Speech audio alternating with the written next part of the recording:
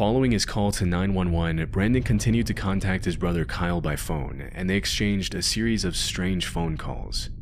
Even though these next calls weren't recorded, according to Kyle, Brandon sounded extremely paranoid, repeatedly claiming that he was being chased out of town by the Mexicans in the neighborhood.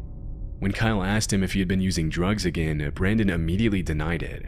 At around 1:10 a.m., Kyle arrived at the location where the truck was parked, but Brandon was nowhere to be seen.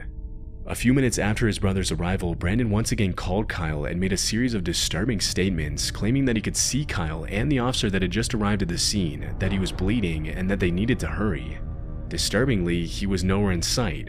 For the next few minutes, Kyle continued to try to get in touch with Brandon, but all his calls went straight to voicemail. After failing to find him that night, the cops launched an official search for Brandon, complete with helicopters, thermal cameras, dogs, and a massive search party. Unfortunately, Brandon was nowhere to be found.